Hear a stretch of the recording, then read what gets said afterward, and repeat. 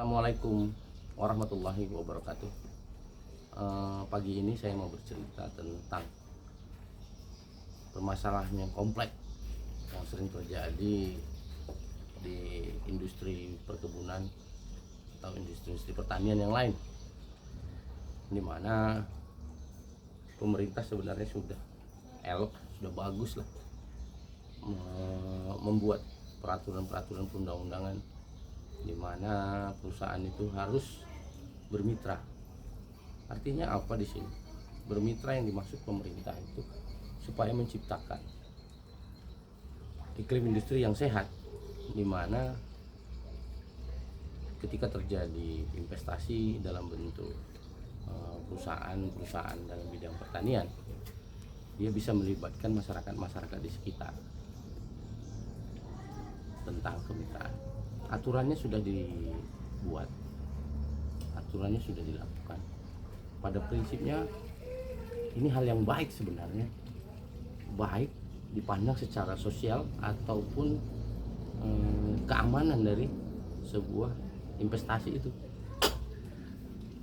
Salah satu contoh ibaratnya kemitraan tentang yang banyak terjadi dilakukan di Indonesia itu tentang perkebunan kelapa sawit, di mana pemerintah dengan peraturan perundang-undangannya, pemerintah dengan undang-undang perkebunannya, Undang-Undang Nomor 28 Tahun 2006, kemudian peraturan Menteri Pertanian, di situ telah menuangkan bahwasanya keharusan daripada perusahaan-perusahaan yang berinvestasi harus memiliki kemitraan. Contohnya itu ada sejarah kemitraan PIR BUN, Perkebunan Intrakyat Perkebunan.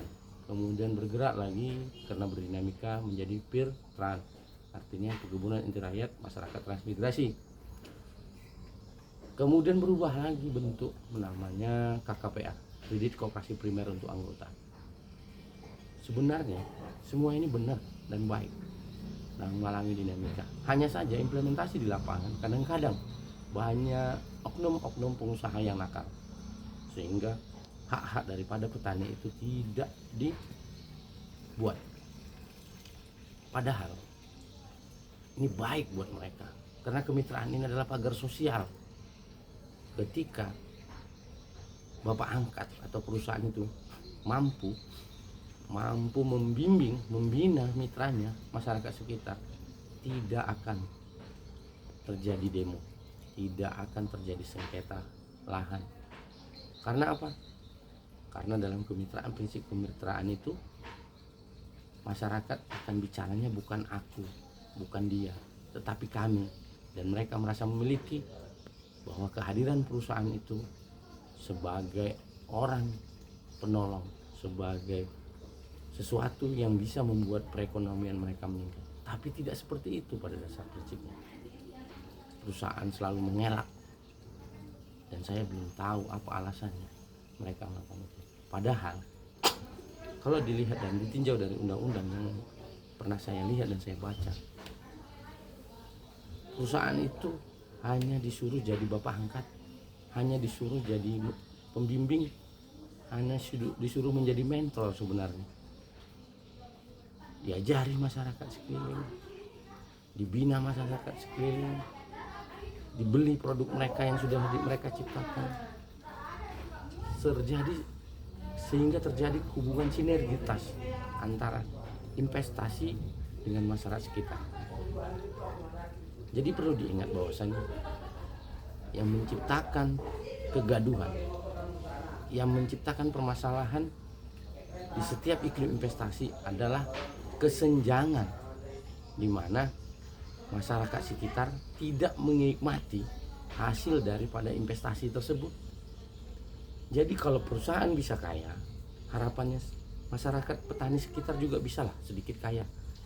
Artinya mereka bisa menyekolahkan anaknya, mereka bisa menikmati hasil daripada jerih payahnya di situ.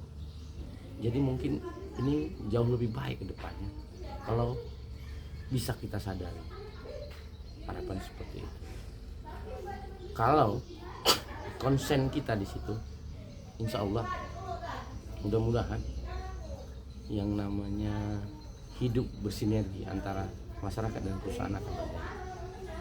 Jadi kalau sudah tercipta pagar sosial tersebut, menurut pemikiran saya, perusahaan tidak lagi perlu membayar mahal untuk keamanannya, tidak perlu mengundang polisi, tidak perlu mengundang aparat-aparat yang lain untuk mengamankan investasinya. Cukup masyarakat itu yang menjadi pagar baginya.